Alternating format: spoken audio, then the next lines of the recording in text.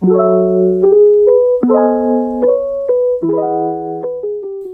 aí pessoal, sejam bem-vindos ao canal.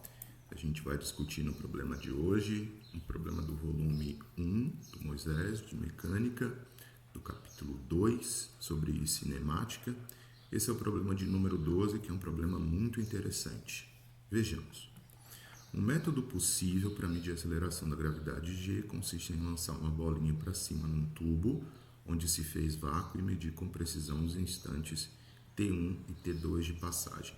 Então você instala nesse tubo um photogate, que vai te determinar esses tempos de passagem, na subida e na descida, respectivamente, por uma altura Z conhecida, a partir do instante de lançamento. Mostre que G é dado por essa expressão. Muito bem.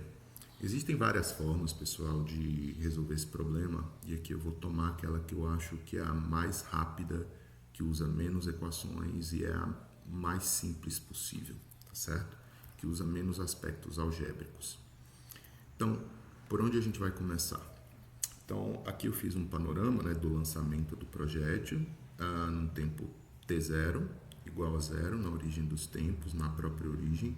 Essa bolinha vai, sobe, passa pela altura Z, quando o photogate 1 é acionado, no tempo 1, e aí, na altura H max, eu atinjo a máxima altura possível, onde eu tenho V de TS igual a zero. Ou seja, a função horária da velocidade, a equação de movimento da velocidade nesse instante é zero, porque o objeto vai inverter seu sentido de movimento. Então, bom, é possível estender isso daqui, e olhar que aqui simetricamente, claro, eu vou ter a mesma altura, e a partir daqui o objeto vai cair. Vamos marcar um relógio aqui, e esse relógio vai identificar justamente quem é esse TS, o tempo de subida. Então veja, a primeira constatação para resolver esse problema que a gente tem que ter é a seguinte. Então, ponto 1 é que o intervalo de tempo entre eu chegar na altura máxima, na subida, e passarmos na altura Z, ou seja, o intervalo TS menos T1,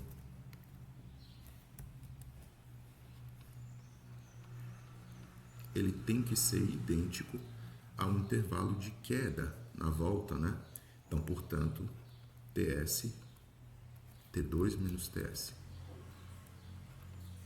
Porque nota, T2 é maior do que o tempo de subida, que é maior do que o tempo inicial, 1, Então, essa ordem temporal ela vai ser importante para que a gente possa fazer a coisa certa na hora de fazer essa marcação e determinação desses intervalos.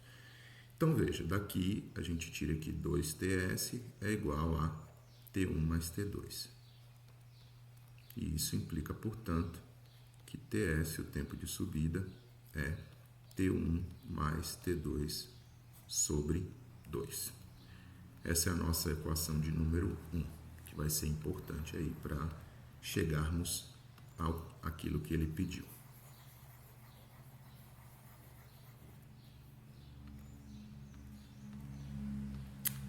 Beleza. Nosso segundo ponto vai ser o seguinte.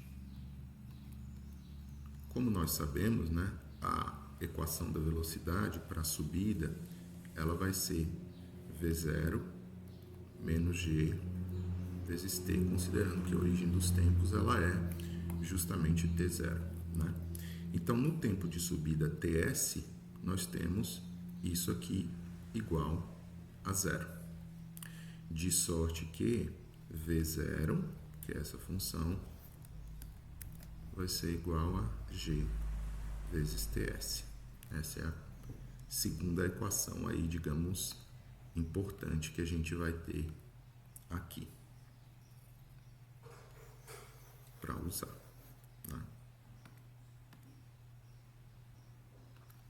Essa é a nossa equação 2.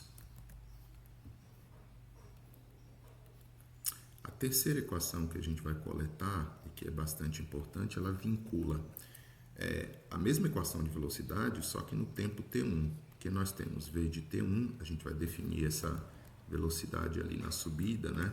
Essa velocidade aqui em cima como V1. E a velocidade na descida, a gente vai identificar ela como V2. A gente nem vai precisar da velocidade de descida, né? Porque ela do ponto de vista do módulo, ela é igual, né? E por conservação de energia, a gente tira facilmente isso. V de T1, que é identicamente a V1, é o quê? Por essa mesma equação. V0 menos GT1. Essa é a nossa terceira equação. Então, você veja que existem equações que vinculam V0 aos tempos T1 e T2. Ao mesmo tempo, né, V1 está vinculado a V0, que está vinculado a T1 e T2. Né? Então, o que nós estamos fazendo é destacar as principais equações cujas essas dependências vão ser usadas no final. Né? Esse aqui é o lance. Então, V1 é isso daqui. Temos 3 equações, então. Por fim, nós vamos usar a relação entre V1, V0 e a altura Z, porque no final das contas, essa expressão que ele nos deu aqui em cima, ela depende de Z e dos tempos, né? Então, como é que a gente pode envolver a variável Z, né? Então, a gente vai usar a equação de Torricelli, né? A gente vai usar a equação de Torricelli.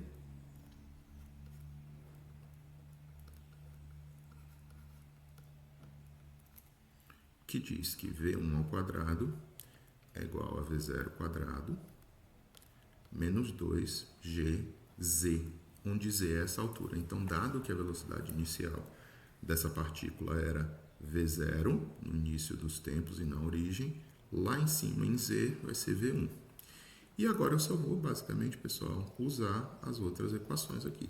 Então, eu vou puxar uma seta aqui e vou dizer, ó, V1 pela equação 3 é V0 menos GT1.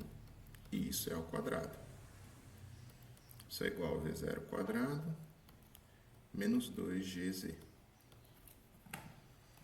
E agora eu vou abrir esse produto notável que vai dar V0 quadrado menos 2V0 GT1 mais G quadrado T1 quadrado, que é V0 quadrado menos 2GZ. Muito bem. Temos um fator comum dos dois membros da equação, que se cancelam. E aqui nos sobram expressões que vão ser usadas, né? Veja que aqui os fatores que devem aparecer em G, eles já estão quase todos colocados, né? Ó, G deve depender de T1, de Z. Só tem um patinho feio por enquanto aqui, que é esse aqui, V0. Mas nós obtivemos uma relação que vincula V0 a o tempo TS. E por transitividade, né, TS tem relação com T1 e T2.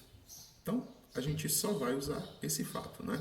A gente vai usar as equações 1 e 2, né, juntas, e obter aquilo que a gente necessita.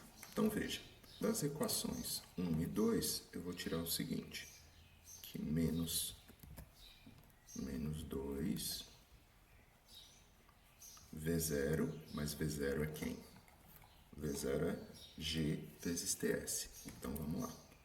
V0 é G vezes TS. Só que TS é T1 mais T2 sobre 2. Então, isso aqui vai ficar T1 mais T2 sobre 2, que ainda multiplica G, que ainda multiplica T1, e aí nós temos G ao quadrado, T1 ao quadrado, menos 2GZ.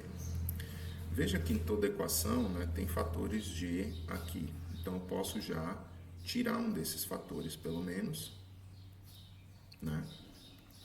E aí eu aplico aqui a distributiva para obter isso aqui. Ah, tem um fator sobrando também aqui, que é esse 2, que se cancela com esse fator 2. Daí, então, nós ficamos com G menos T1 menos GT1 ao quadrado, que é do primeiro membro, né, do primeiro termo aqui, vezes isso.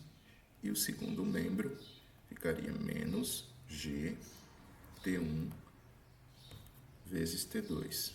E aí eu ainda teria mais G T1 ao quadrado, que é igual a menos 2E. É o que sobrou. Veja então que esse termo cancela esse. E aí eu tenho menos GT1T2 igual a menos 2E. Ou seja, GT1T2 igual a 2E. Portanto, G é igual a 2E sobre T1, T2, que é exatamente aquilo que nós queríamos demonstrar, como ele pediu. Tá bom, pessoal? Probleminha rápido, né, e certeiro. Como eu disse, existem outras formas de resolver, mas essa é a mais econômica e eu espero que vocês tenham gostado dessa abordagem. Tá bom? Se gostou, deixa um like, comenta, compartilha o vídeo. Beleza? Até a próxima.